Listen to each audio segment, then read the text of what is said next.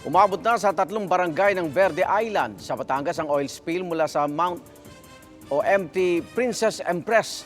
At ayon sa eksperto, dapat nang mapigilan ang pagkalat ng langis bago matapos ang amihan season. Saksi, si Sandy Castillo.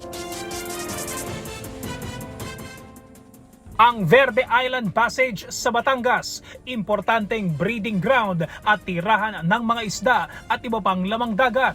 Ito pong Verde Island Passage, napakarami po ditong yamang dagat ang dito lamang po matatagpuan. Ang ilan po sa mga ito ay hindi pa lubusang naaaral ng mga researchers. At ito rin po ay location ng ating critical ecosystem. Ang isa sa itinuturing na Center of Biodiversity sa buong mundo na memeligro ngayon dahil sa oil spill mula sa MT Princess Empress na lumubog 53 kilometers mula sa Verde Island. Meron ng mga sightings ng oil spill dyan sa Verde Island.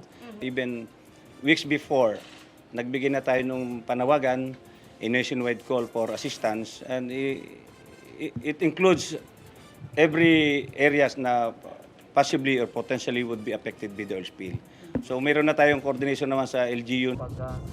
Kanina, dumating na sa Batangas ang Remotely Operated Vehicle o ROVs mula sa Japan na kinontrata ng may-ari ng MT Princess Empress na RDC Railed Marine Services. Sa pamamagitan ng ROV, malalaman ang kondisyon ng barko at kung gaano karaming langis ang tumatagas mula rito.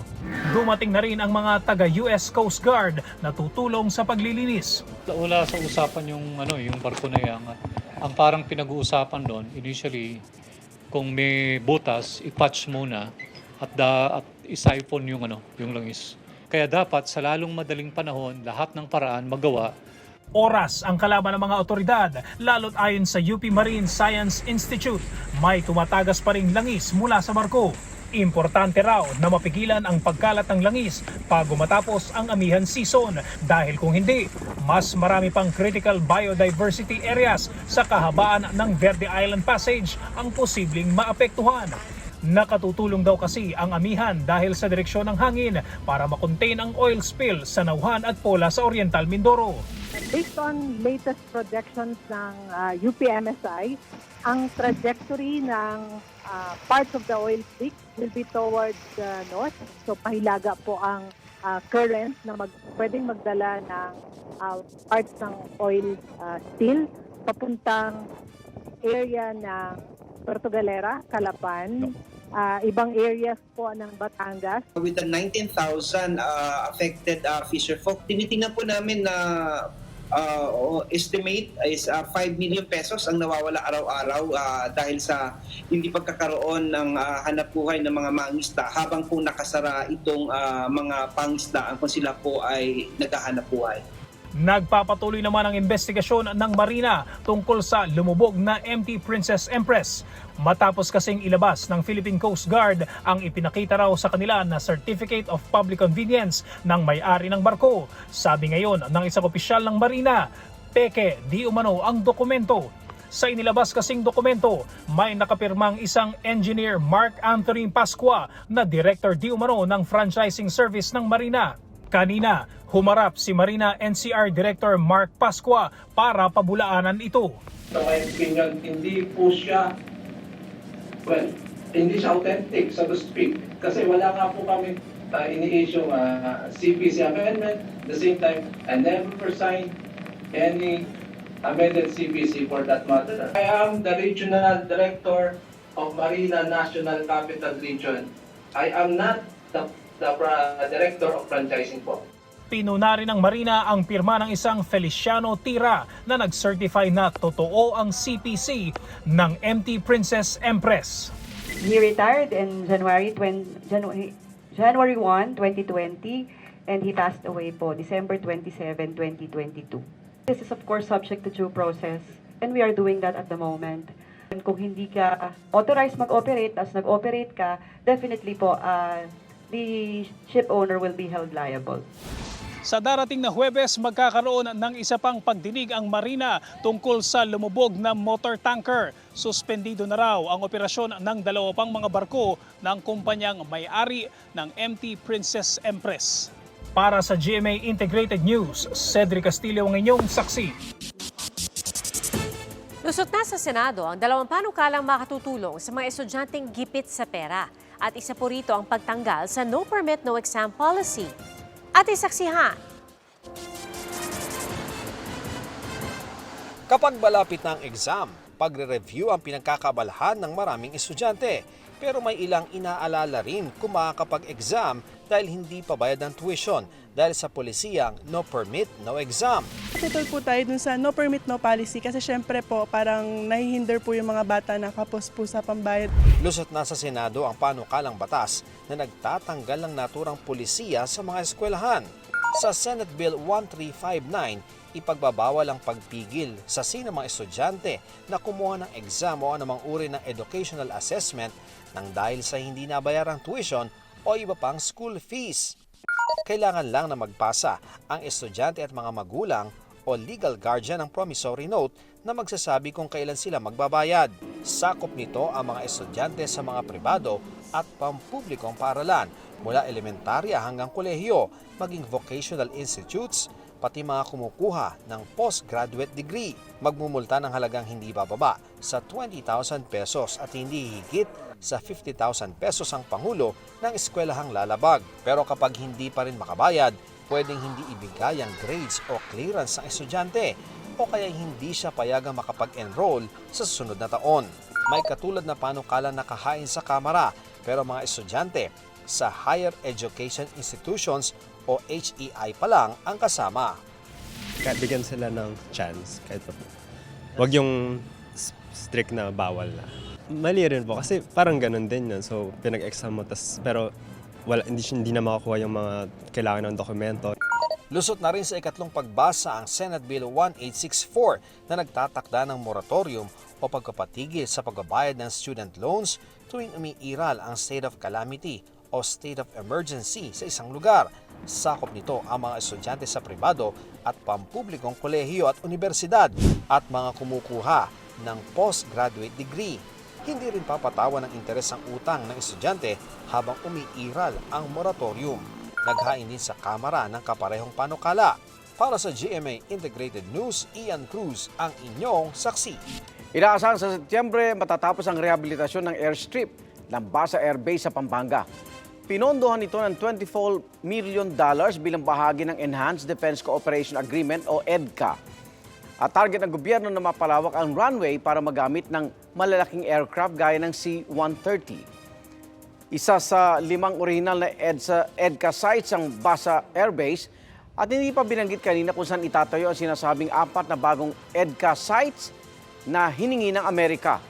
Pero ayon sa Department of National Defense, nagpahig na ng suporta ang mga lokal na pamahalaan ng Cagayan at Camarines Sur para sa pagtatayo ng karagdagang EDCA sites. Mahigit 70% ng mga Pilipinong edad 13 hanggang 15 ang hindi raw gaano kumakain ng gulay. Ayon po yan sa World Health Organization. Saksi, si Joseph Moro. Sinong hindi matatakam at mapapa-extra rice sa dami ng putahe sa karinderyang ito? Para sa 13 years old na si Mark, isa lamang ang kanyang paborito, Bicol Express. Ayaw raw niya kasi ng gulay. Hindi, minsan lang. Pahirapan din daw pakainin ng gulay ang 7 taong gulang na si Ranil. Bakit lasa? Kahit anong gawin namin, ayaw eh. Ayon sa isang pag-aaral ng mga Pilipinong kabataan na edad 13 hanggang 15 years old, 74% ang hindi masyadong kumakain ng gulay. Wala pa daw sa 3 portion ng gulay ang kinakain at hindi na nga nagugulay, lampas 30% pa raw ang nagsusoft drinks araw-araw. Sa pag-aaral naman ng United Nations Children's Fund o UNICEF nitong taon, ang walang sustansyang diet daw na ito ay nanganganak ng sari-saring problema tulad ng malnutrisyon. Sa isang pag-aaral nga ng Food and Nutrition Research Institute o FNRI noong 2021, lumabas na halos nasa 30% ng mga Pinoy edad 16 to 19 years old ang stunted o kulang ang height para sa kanilang edad. Karaniwang nasa poorest of the poor daw ito, 13% daw ang average na bilang ng mga kabataang Pilipino ang sobra sa timbang o obese.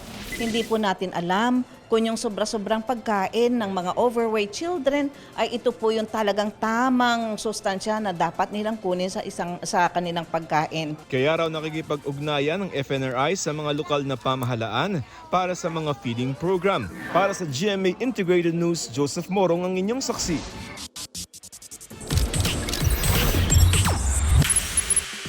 Naging memorable kay Kapuso It Girl Gabby Garcia ang kanyang fan meeting sa Taiwan. At sa kanyang IG post, very thankful si Gabby sa mga pumunta sa kanyang panahon sa Taiwan event. Masaya rin siya dahil nakita na niya up close ang kanyang Pinoy fans abroad. Si Gabby rin ang first ever Filipino Tourism Ambassador ng Taiwan. Out and proud ang Arabella star na si Clea Pineda. Sa latest episode ng Fast Talk with Boy Abunda, proud din niyang ipinakilalang kanyang girlfriend. Kwento ni Clea, naging bahagi ng kanyang coming out journey ang kanyang nobya. Very supportive daw ang kanyang girlfriend at ikinatuwa pa ang kanyang desisyon.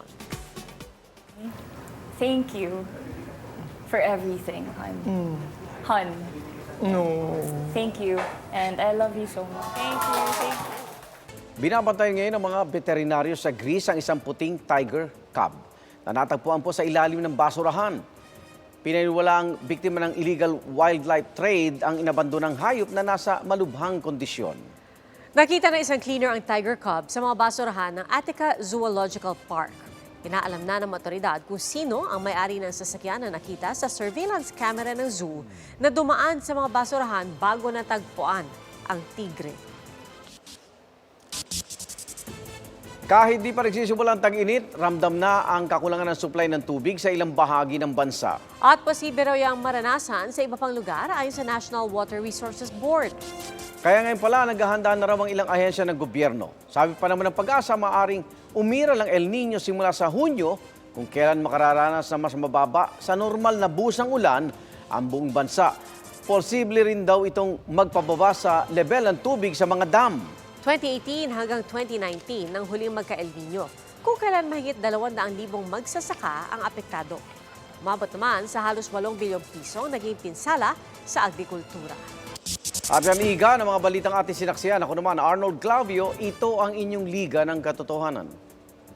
Ako po si Pia Arcangel. Hanggang bukas para sa Pilipino. Sama-sama tayong magiging saksi!